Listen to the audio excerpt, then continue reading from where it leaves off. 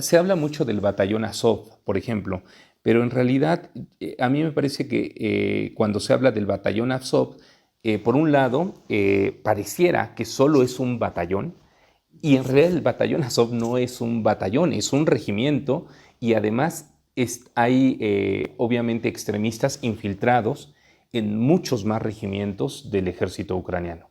Cuando Vladimir Putin habla de desnazificar Ucrania, a mí me parece que es un argumento pues extrañamente válido. Digo extrañamente válido porque efectivamente hay muchos componentes nazis en el ejército ucraniano. En términos de estrategia militar, eh, lo que ocurrió en las primeras 24 horas de la invasión fue una fragmentación del ejército ucraniano. El ataque generalizado de Rusia contra Ucrania lo que tenía la intención directa de dejar inoperativo al ejército ucraniano como un actor unificado. Desde ese momento, el ejército ucraniano deja de operar como una unidad. Y entonces ahora lo que queda de las 24 primeras horas en adelante es una guerra del ejército ruso con un mando unificado contra un ejército ucraniano fragmentado. Ajá. Lo que definitivamente Rusia va a controlar, y si lo controla muy posiblemente se anexe, es Mariupol, ¿no? Y Mariupol es el gran puerto ucraniano en el Mar Negro. En realidad, la propia geografía de la costa de Odessa no favorece la actividad portuaria. En cambio, el gran puerto comercial de Ucrania era Mariupol. Los instrumentos de Occidente han sido esencialmente tres. A mí me parece que tenemos que considerar, en primer lugar, el aspecto económico, expresado en forma de sanciones, el aspecto militar, expresado en forma de ayuda militar o en la terminología de la OTAN, ayuda letal a Ucrania, y el tercer aspecto, que es yo creo que uno de los más importantes, el aspecto político-ideológico, centrado sobre todo en la guerra de propaganda. La guerra de propaganda ha sido el mayor éxito de Occidente. En ningún cálculo militar, en ninguno, una ayuda militar de Occidente a Ucrania cambia el resultado de la guerra. En ninguno.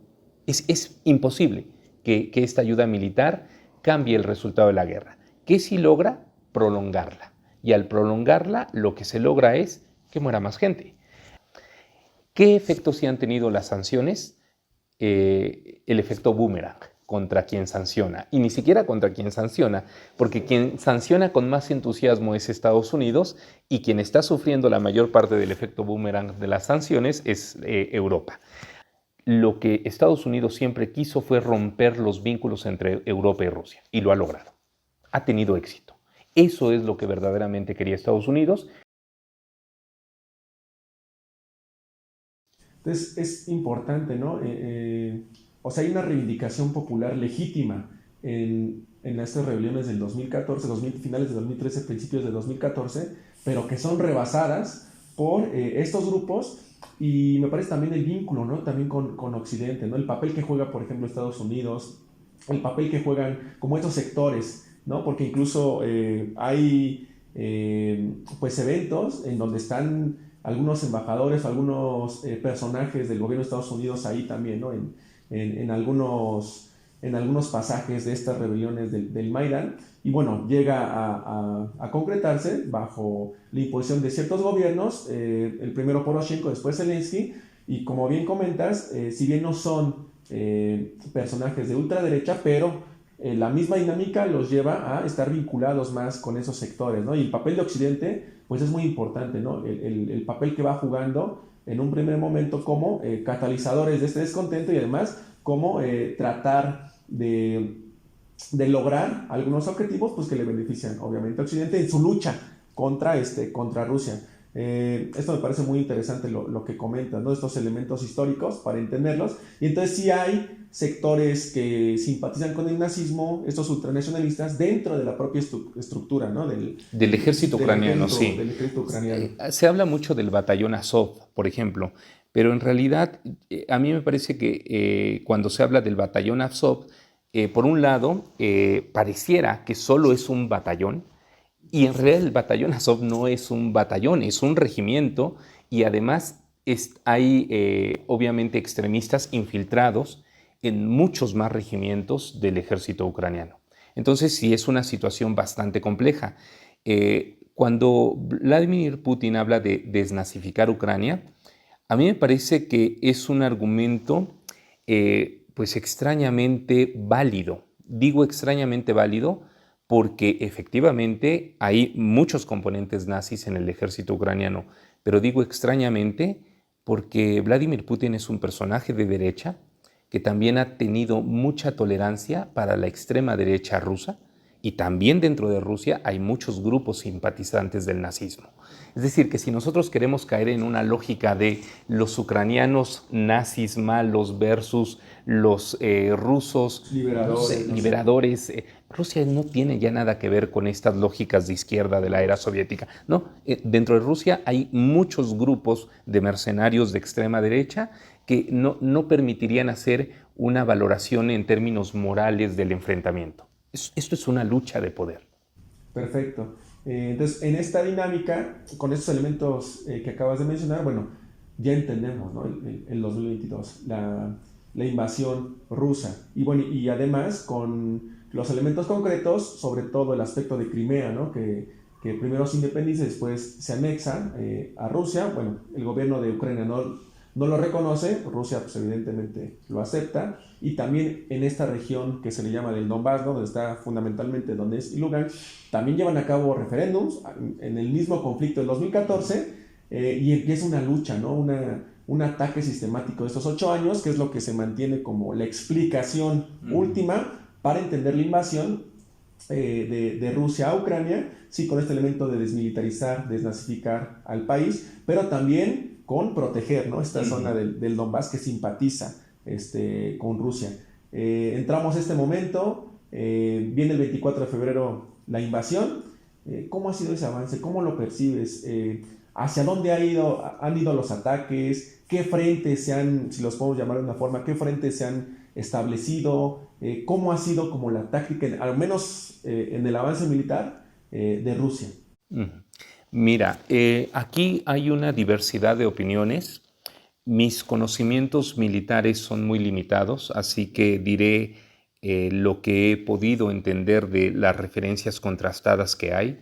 Es un poco difícil comprender la perspectiva rusa, dado el veto que ha habido sobre medios rusos. Sin embargo, en Internet es relativamente sencillo encontrar a numerosos analistas prorrusos que filtran o traducen informes o noticias rusas al inglés o algunos otros idiomas más comprensibles para nosotros, bueno, al menos para mí, ¿no? Y también hay que leer tanto los informes que hace el Pentágono, las declaraciones de la OTAN yo siento que son mucho más propagandísticas, pero los informes del Pentágono son mucho más serios. Y también hay comentarios de muchos exmilitares occidentales, tanto de Estados Unidos como de Reino Unido, que nos pueden dar más claridad sobre lo que está ocurriendo en el terreno. Primero que nada, la expectativa de quienes pensaban que habría una invasión rusa, porque eso es lo primero que hay que señalar, la mayor parte de los analistas pensaba que no iba a haber invasión rusa, a pesar de que Joe Biden lo decía con tanta insistencia, ¿no? La perspectiva de quienes pensaban que iba a haber una invasión rusa era que Rusia tendría que hacer una guerra extremadamente limitada, destinada a liberar el Donbass, las regiones de Lugansk y de Donetsk, posiblemente no solo las zonas controladas por los rebeldes independentistas, sino toda digamos, los límites administrativos de la región, ¿no? Lo cual implicaría ayudar a avanzar hasta los límites de ambas regiones y después atrincherarse, ¿ok? Eso parecía lo lógico. Cuando el 24 de febrero se ordena la operación militar e inmediatamente comienzan ataques militares aéreos aparentemente caóticos, dispersos por todo el territorio ucraniano, pues es más o menos comprensible que la mayoría de las personas piensen es que Rusia se quiere apropiar de Ucrania. ¿Para qué avanzas tan lejos? ¿Para qué atacas Kiev? Si realmente lo que te interesa es el Donbass, entonces es mentira. Vladimir Putin ha engañado al mundo. Lo que siempre ha estado en su agenda es conquistar Ucrania, reincorporarla a Rusia, reconstruir la URSS y veto a saber qué más, ¿no? Ahora bien, en términos de estrategia militar, eh, lo que ocurrió en las primeras 24 horas de la invasión fue una fragmentación del ejército ucraniano. El ataque generalizado de Rusia contra Ucrania lo que tenía la intención directa de dejar inoperativo al ejército ucraniano como un actor unificado. Con estos bombardeos que a los ojos de los no expertos parecían indiscriminados, pero a los ojos del Estado Mayor ruso eran ataques quirúrgicos, era romper el vínculo entre el ejército ucraniano distribuido por todo el territorio. Y eso se logra, y es un gran éxito militar ruso en las primeras 24 horas del conflicto, de la invasión, porque desde ese momento el ejército ucraniano deja de operar como una unidad.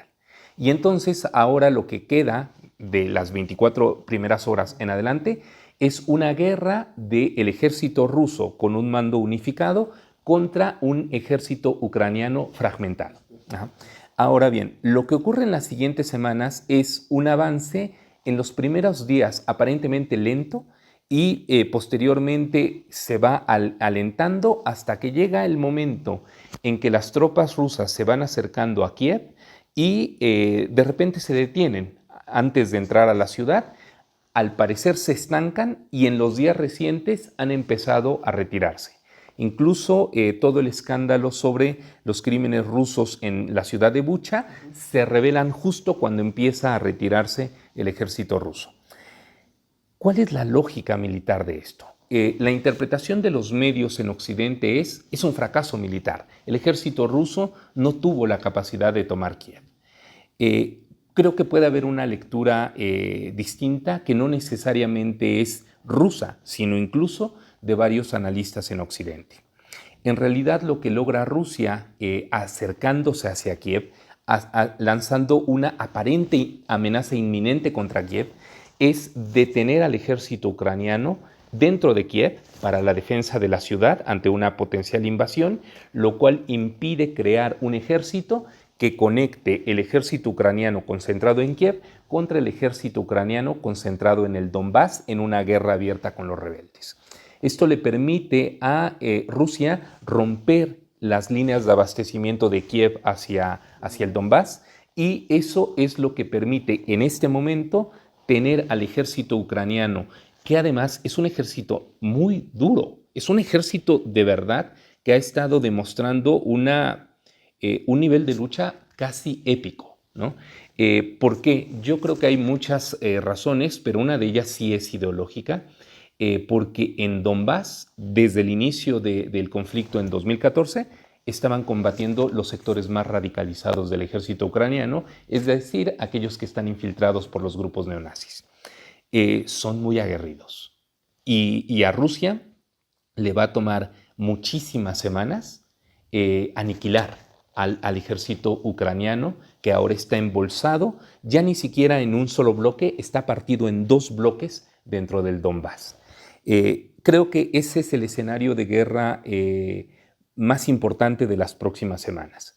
Hay otros 2 escenarios. Los otros 2 escenarios son el sur, toda la costa del Mar Negro, desde Mariupol hasta Odessa, ¿no? Porque esto tiene un sentido estratégico muy claro de parte de Rusia, que es reconvertir a Ucrania en un estado continental. Posiblemente Rusia intente controlar Odessa, pero si no controla Odessa no es esencial.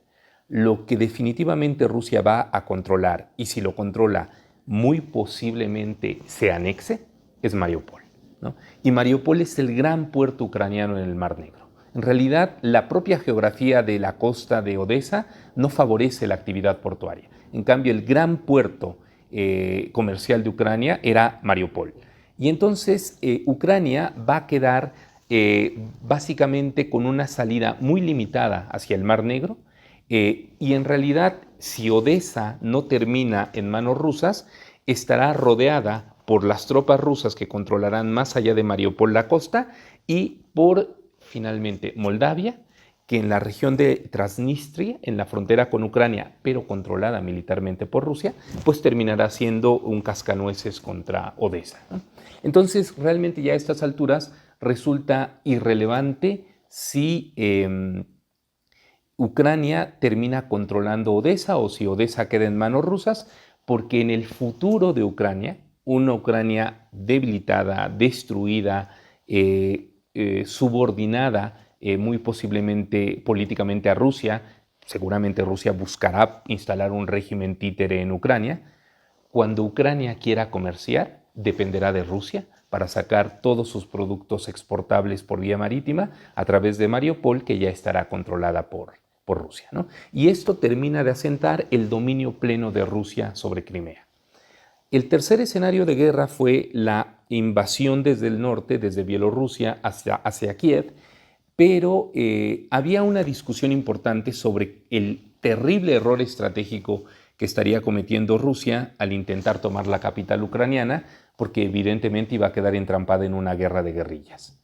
Y ahora que Rusia empieza a retirarse, me parece que esto fortalece la interpretación de que en realidad lo único que hizo Rusia al fintar ocupar Kiev fue bloquear y aislar al ejército ucraniano en Donbass, porque actualmente el ejército ucraniano atrapado, embolsado en Donbass, tiene muchos recursos militares todavía. Desde 2014 la OTAN lo ha estado abasteciendo de muchos recursos militares, pero se está quedando sin munición. Y todo el armamento que en los últimos 2 meses le ha proporcionado Occidente a Ucrania está detenido en Polonia y es difícil que entre porque dado que Rusia tiene superioridad aérea, cualquier convoy de gran tamaño proveniente de Polonia con material militar hacia Kiev, pues va a ser destruido. Entonces, toda esta ayuda militar de Europa y de Estados Unidos realmente no ha sido esencial en la guerra. Lo que ha ayudado mucho al ejército ucraniano en estos primeros pues prácticamente 50 días de combate ha sido el armamento que recibió en años anteriores. Planteando nuevamente el aspecto del avance de Rusia que nos has comentado, ¿cuál ha sido el papel de Occidente? ¿Por qué vías o por qué métodos ha intentado responder a esta invasión o a este avance ruso en Ucrania que ya bien nos has comentado? Los instrumentos de Occidente han sido esencialmente 3.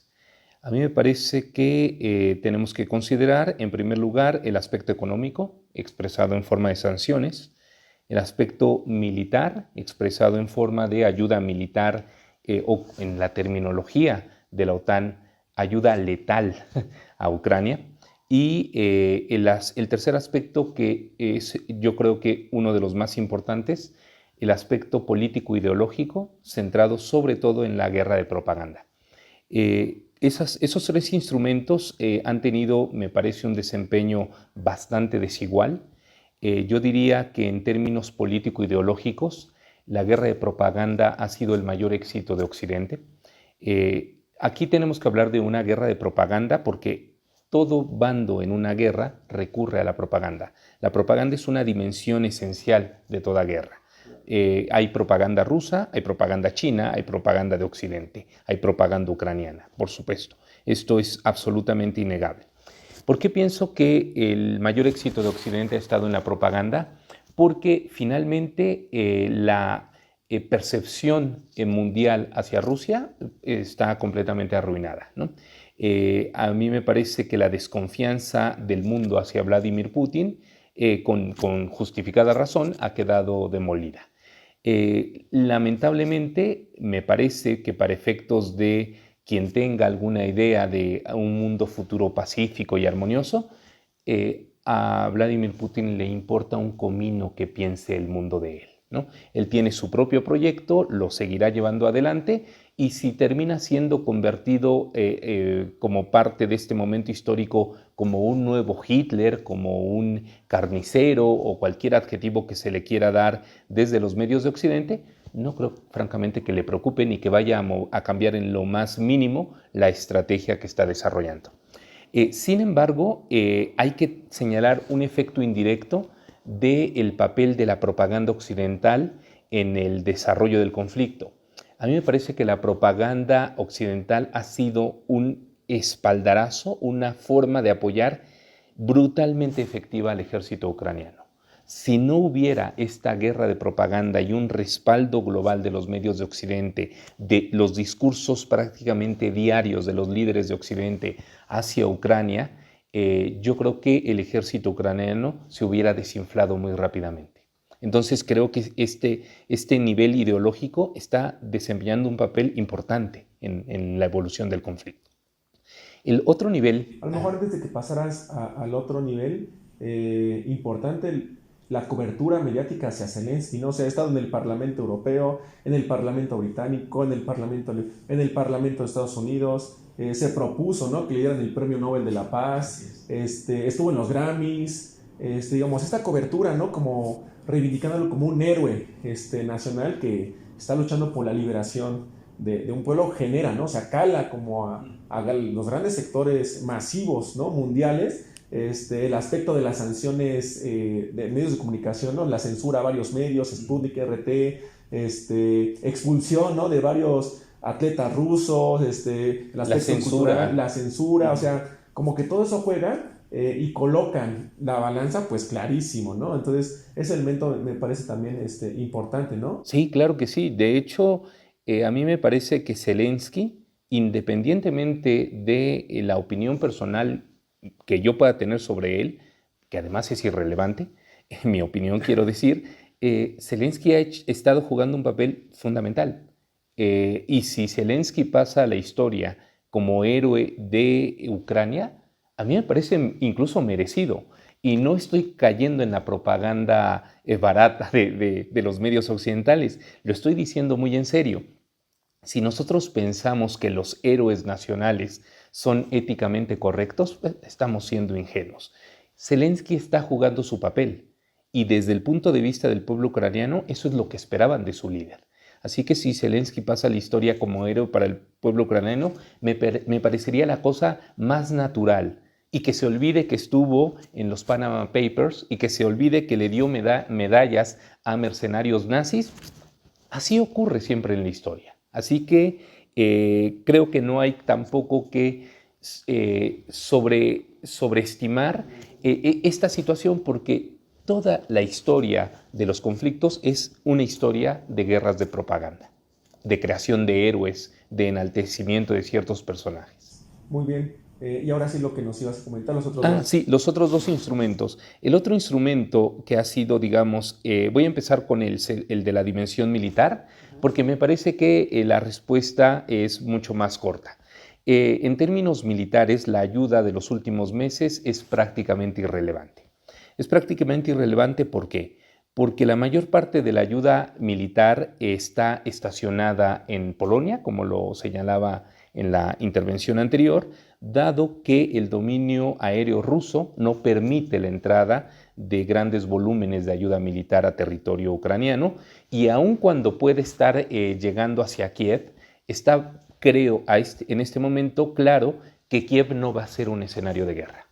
Lo que a mí me parece que es el criterio decisivo es si ese armamento proporcionado por la OTAN y por Estados Unidos va a llegar al Donbass, y me parece que no va a llegar, ¿no? Ahora, aquí hay una cuestión importante. ¿Realmente es un error de cálculo de Occidente? No, a mí me parece que Occidente tiene claro qué quiere. Lo que Occidente quiere es prolongar la guerra. Y esto es muy triste, porque entre más dure la guerra, claro, morirán más rusos, pero sobre todo morirán más ucranianos. Y eso me parece terrible, porque en ningún cálculo militar, en ninguno, una ayuda militar de Occidente a Ucrania cambia el resultado de la guerra. En ninguno. Es imposible que esta ayuda militar cambie el resultado de la guerra. ¿Qué sí logra? Prolongarla. Y al prolongarla, lo que se logra es que muera más gente. Ahora bien, no es que Occidente desee deliberadamente que mueran más ucranianos.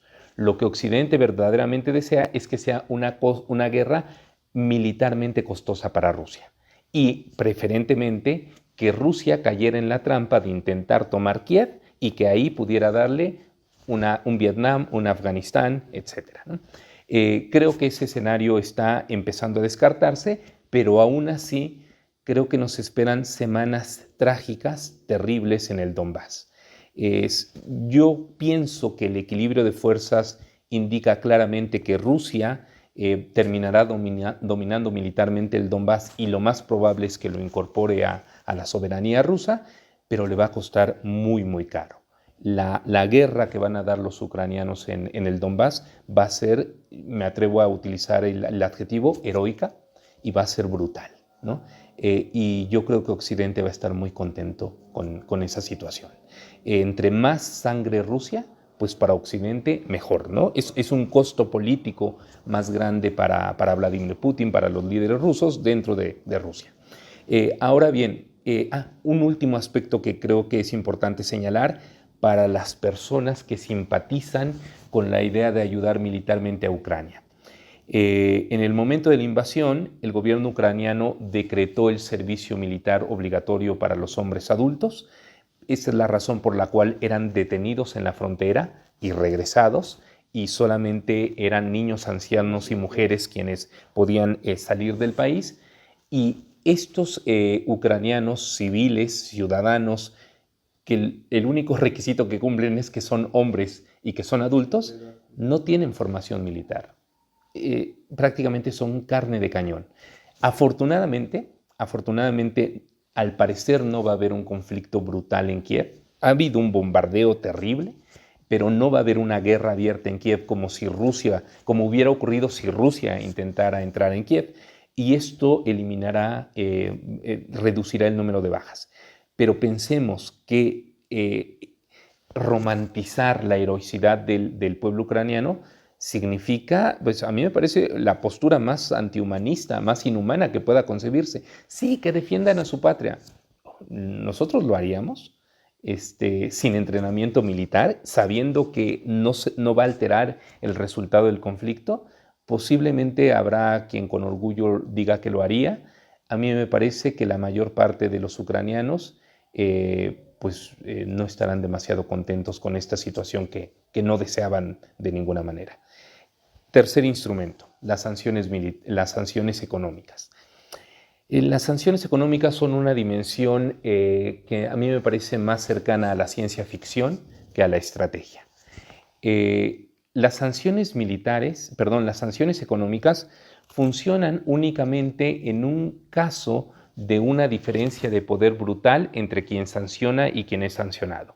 Las sanciones económicas le hicieron muchísimo daño a Cuba a lo largo de muchos años, de muchas décadas, porque Cuba es una isla, no tiene ningún contacto de puentes terrestres con ningún otro país, y Estados Unidos es un gigante que domina el mar Mediterráneo americano, es decir, el Golfo de México y el Mar Caribe, así que Cuba nunca tuvo ninguna posibilidad de evadir las sanciones estadounidenses.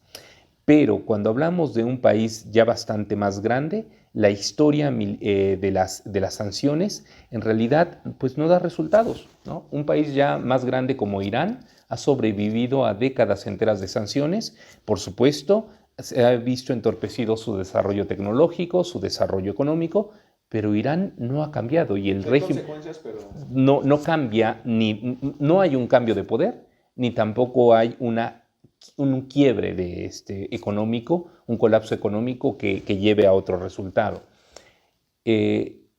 Cuando alguien piensa en sancionar a Rusia para provocarle dolor económico a sus ciudadanos e imaginar una revuelta de ciudadanos rusos contra Vladimir Putin, es justo ese momento en el que yo hablo de ciencia ficción, porque ni en el peor momento del gobierno de Yeltsin, cuando literalmente morían de hambre los rusos, hubo una revuelta, ¿no? Es decir, no se conoce los sufrimientos que ha experimentado el pueblo ruso, ya no digamos en la Segunda Guerra Mundial o en tiempos de los zares. el sufrimiento del pueblo ruso en la década de los 90 como para pensar que las sanciones iban a tener un efecto político decisivo en Rusia. ¿Qué efectos sí han tenido las sanciones? El efecto boomerang contra quien sanciona, y ni siquiera contra quien sanciona, porque quien sanciona con más entusiasmo es Estados Unidos y quien está sufriendo la mayor parte del efecto boomerang de las sanciones es Europa. En las últimas 2 semanas hubo una serie de declaraciones de Joe Biden que a mí me llamaron significativamente la atención por el nivel de cinismo que alcanzaron. Cuando viajó a Bruselas para la conferencia de emergencia de la OTAN, un periodista le preguntó a Joe Biden si pensaba que... la pregunta fue, la disuasión no funcionó, las sanciones no cambiaron el comportamiento de Vladimir Putin, ¿se van a mantener? Y Joe Biden responde, a mí me parece que cínicamente, yo nunca dije que iban a funcionar, las sanciones no funcionan, las sanciones no disuaden. Y entonces...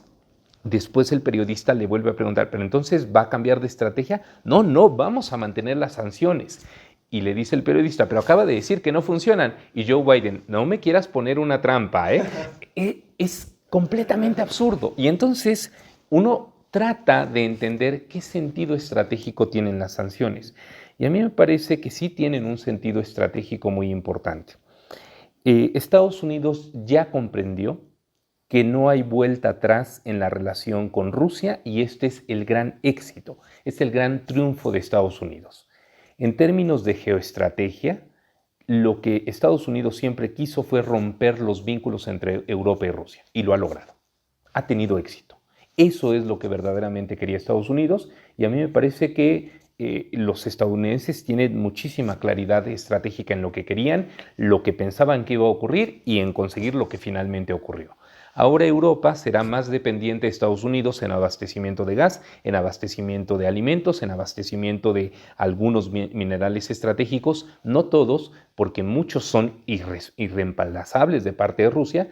Hay incluso cuestiones que nadie vio venir, pero muchos países europeos y el propio Estados Unidos son dependientes de uranio enriquecido, de plutonio, que Rusia exporta. Entonces, sí creo que Estados Unidos va a sufrir muchas de las consecuencias en diésel, en plutonio, pero quien se va a llevar la peor parte es Europa y Estados Unidos está conforme y contento con este resultado porque Europa ha regresado plenamente al dominio estadounidense y se ha roto cualquier vínculo potencial entre Europa y Rusia. Citaré a Michael Hudson, uno de los analistas financieros que yo más admiro, un profesor de la Universidad de Missouri. Él lo dice lapidariamente. En menos de un siglo, esta es la tercera gran derrota que Estados Unidos le hace a Alemania. Creo que eso lo dice todo. En el conflicto, o durante el conflicto en este mes y medio, casi 2 meses, se han intentado llevar a cabo pues negociaciones de ambas partes, tanto de Ucrania como de Rusia, y si bien podemos comprender que la negociación real pudiera no ser Rusia-Ucrania, sino tendría que ser a lo mejor Rusia y el bloque ruso con el bloque occidental, Estados Unidos, ¿no? Pero digamos, ha hecho estos intentos de manera concreta en este periodo de invasión. ¿Qué se ha logrado o qué no se ha logrado? ¿Cuáles son las exigencias de uno u otro bando? A mí me parece que el conflicto terminará, no sé si en semanas o meses o trágicamente en años, pero el conflicto militar abierto terminará con un acuerdo de paz entre Ucrania y Rusia. No hay otra salida. Y este acuerdo de paz será humillante para Ucrania. A mí me parece que Zelensky todavía aspira a una defensa heroica del ejército ucraniano en el Donbass, pero este ejército terminará siendo aplastado, posiblemente con un costo gigantesco para Rusia, y después de eso creo que ya habrá las condiciones para la negociación.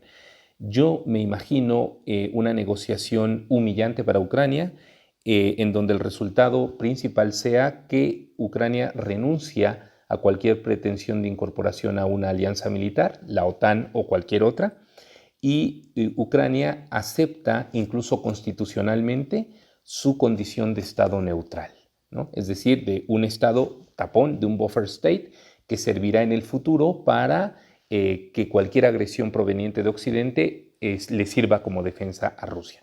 Es humillante, ¿no? que un país termine desempeñando esa función, pero lamentablemente Ucrania no supo leer en el pasado ni su profunda dependencia hacia Rusia, ni tampoco el nivel de importancia en términos existenciales desde la doctrina de seguridad nacional rusa que Ucrania tiene para Rusia, ¿no? Y bueno, está bastante claro que Occidente habrá querido utilizar a Ucrania como un pivote geopolítico, pero que finalmente perder Ucrania a Occidente le resulta completamente indiferente. Entonces sí va a haber una negociación, de hecho ya hay borradores, de hecho Turquía e Israel están desempeñando un papel muy importante, son bien vistos por ambas partes como mediadores. Vladimir Putin ha dicho que se entrevistará con Zelensky cuando haya un documento ya listo para firmar, ¿no? Sí, ahora bien, esta negociación no va a producirse, no se va a firmar ningún tratado, sino hasta que se resuelva militarmente la situación en el Donbass, ¿no? Ahora bien, esto implicará que se prolongue el coste humanitario, que ha sido terrible. A mí me parece bastante claro señalar que todo el costo humanitario de la invasión, de todas las muertes, todos los desplazamientos, tienen un responsable principal, que es Rusia y concretamente su líder, Vladimir Putin, pero no podemos perder de vista que Estados Unidos es responsable en igual medida de haber creado un entorno de inseguridad percibida para Rusia que ha trabajado durante décadas enteras, ¿no? Y yo no pienso que haya condiciones para una negociación entre Rusia y Estados Unidos, ni entre la OTAN y un potencial bloque euroasiático de Rusia y China y otros, sencillamente porque la competencia entre estos dos bloques apenas comienza, ya tiene varias décadas, quizás no décadas, pero sí tiene muchos años, y este es un proceso de larga duración, va a durar décadas, y todavía no hay condiciones para ninguna negociación y posiblemente nunca la haya, ¿no? Entre dos bloques es muy difícil encontrar la paz. A mí me parece que el resultado evidente de todo esto va a ser el fin de la globalización, el rompimiento de la economía mundial en dos grandes bloques, un bloque occidental controlando el continente americano, Oceanía, y lo que Nicholas Spykman llamaba el Rimland, ¿no? La costa sur de Eurasia, o algunas partes de la costa sur de Eurasia, y otro bloque será el eje ruso-chino. A mí me parece claramente que con la participación de la India, quizás incluso de Pakistán, claramente de Irán, de todas las repúblicas de Asia Central, Kazajstán, Kirguistán, Tayikistán, que van a empezar a construir el proyecto hegemónico de capitalismo chino One Belt, One Road, lo que conocemos como la Ruta de la Seda. A mí me parece que va por ahí la evolución del conjunto de la economía mundial, y a mí me parece que ahí no hay negociación posible. Es un proceso de competencia a largo plazo que en buena medida definirá el orden internacional en la segunda mitad del siglo XXI. Esto no va a acabar en Ucrania. Esto es parte de una competencia global demasiado amplia. Pero bueno, de cualquier forma, si regresamos a lo inmediato, pues Ucrania tardará mucho en reconstruirse, tendrá que subordinarse económicamente a Rusia, depende del gas y dependerá para su comercio internacional post-conflicto de Rusia, que controlará los puertos, así que Ucrania terminará reincorporándose plenamente a la órbita de dominio ruso. Bueno, ya nos estás planteando un escenario completamente rearticulado, ¿no? En términos geopolíticos, que es muy interesante ver cómo estos bloques pues, van a seguir pues, compitiendo en un largo plazo. Y en todo esto, ¿qué papel toma el pueblo? No solamente de Ucrania, en corto plazo el de Ucrania, ¿no? Se habla de muchos desplazamientos, pero ¿qué papel en esta lógica de la competencia, en estos dos grandes bloques que tú avisoras a largo plazo, el pueblo qué tiene que decir, las luchas, las resistencias en ciertos sectores, cómo las podemos ver? Ahorita, digamos, lo más terrible, uno de los elementos más terribles de la guerra, pues son no solamente las muertes, sino los desplazados, ¿no? Se habla de 5 millones de desplazados Que ahí cómo podemos valorar esa parte. O sea, uno, el aspecto del impacto sobre los sectores populares, y el otro, pues sí, la relevancia de estas luchas a lo mejor que puede estar existiendo ahí, a la par de estos conglomerados internacionales, y cuál es la perspectiva que a lo mejor pudiéramos tener, cuál sería pues tu postura, tu punto de vista respecto a dónde posicionarnos nosotros desde acá, o sea, desde el otro continente, pero también desde una postura crítica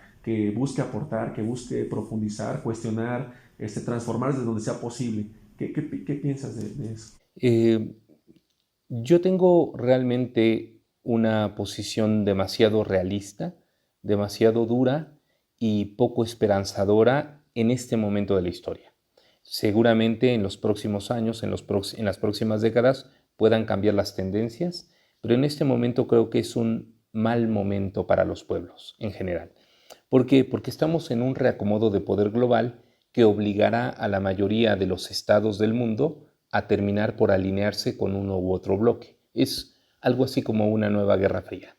Y sabemos que durante las guerras frías, o bueno, yo lo digo en plural porque hubo otra guerra fría entre el Imperio ruso y el Imperio inglés en el siglo XIX, pero durante la Guerra Fría del siglo XX sabemos que los pueblos hicieron una gran lucha, pero la lógica totalitaria de la Guerra Fría terminaba por imponerse, ¿no? Cuando en América Latina los movimientos populares intentaban la construcción de proyectos alternativos, pues Estados Unidos utilizaba la legitimidad de la Guerra Fría para dar golpes de Estado, instalar dictaduras militares y dar una guerra sin cuartel contra los movimientos populares. Entonces, a mí me parece que estamos entrando en una etapa de entrar nuevamente en esta lógica. Y sin embargo, creo que viene un momento de auge para el nacionalismo. El fracaso de la globalización, que, ojo, yo no lo atribuyo únicamente a esta competencia. A mí me parece que hay otra dimensión del fracaso de la globalización que tiene que ver con la imposibilidad de que la globalización funcione sin combustibles fósiles, pero ese es otro tema, ¿no? Este fracaso de la globalización que se está experimentando y que no se debe únicamente a la competencia geoestratégica, permitirá un florecimiento de ciertos nacionalismos, de proyectos nacionales en oposición a las tendencias de las últimas 2 o 3 décadas, pero estos proyectos nacionales hay que tener mucho cuidado. No necesariamente van a ser populares, pueden ser, es muy complicado lo que diré, populistas y no populares. Hay una diferencia sustancial y pueden ser incluso de un populismo de derecha.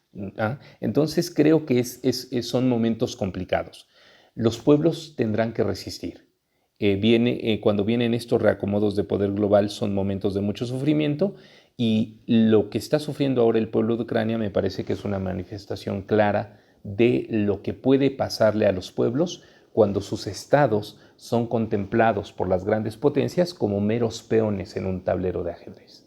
Entonces, si nosotros hacemos una reflexión atrevida sobre la situación de México, a mí me parece que esto es una lección para México respecto a intentar un proyecto desligado de Estados Unidos. Si así reaccionó Rusia contra Ucrania, ¿cómo podría reaccionar Estados Unidos contra México en caso de que México decidiera que quiere reorientar geoestratégicamente su desarrollo? A mí me parece un enorme riesgo y hay ciertas declaraciones de funcionarios estadounidenses, incluso del embajador estadounidense en México, con cosas como México y Estados Unidos siempre estarán unidos, ¿no? Como diciendo, México, no te vayas a extraviar por el camino porque mira las cosas que pasan cuando un Estado no elige claramente hacia dónde debe dirigirse. Esto me parece muy terrible y es algo a lo que hay que poner mucha atención. Los costos humanos son tremendos. En Ucrania son los desplazados, es la destrucción de ciudades, de infraestructura, la paralización de la economía. Al pueblo ucraniano le tomará muchísimo tiempo recuperarse y lo hará en condiciones de subordinación al imperio ruso. Esa es la triste realidad. Pues más bien la perspectiva no es nada alentadora, ¿no? Desde esta postura, de estos análisis que muy bien planteas, y habría que seguir la línea de disputas internacionales geopolíticas, en este caso que se centra en Ucrania, que está en Ucrania, pero que expresa toda esta complejidad. Y también la otra línea, ¿no? que comentas, el aspecto de las luchas de los pueblos, de las resistencias, de los proyectos alternativos que se van generando, no necesariamente en este caso en Ucrania, pero sí en otras regiones, en otros países, en América Latina, en nuestro país incluso, ¿no? Que hay una disputa también, sí, que hay mucho roce de una u otra política, y más en este momento del nuevo gobierno, que a lo mejor platicaremos más adelante, pero es muy importante seguir con esta ruta de cómo se está enganchando esta disputa geoestratégica, geopolítica de los grandes poderes, y cómo está también avanzando la lucha y las resistencias de los pueblos y sus proyectos, ¿no? Que quieren impulsar, no necesariamente muchos colocándose de uno u otro bando, pero sí creando, ¿no? sus propios mecanismos. Claro. Pues te agradecemos mucho que hayas estado acá, muy interesante, muy profunda tu charla, tu plática que tuvimos, espero también te hayas sentido a gusto. Muy a gusto. Y bueno, esperamos que sigamos colaborando más en uno u otro espacio aquí en el podcast Iskra, y que bueno, podemos a lo mejor platicar algunos otros temas también de importancia, sobre todo aquí en el terreno nacional. ¿Okay? Bueno, pues muchas gracias por acompañarnos, Juan, un gusto tenerte acá. Muchas gracias por la invitación. Nosotros nos despedimos de este podcast Iskra, y que la chispa siga incendiando la pradera.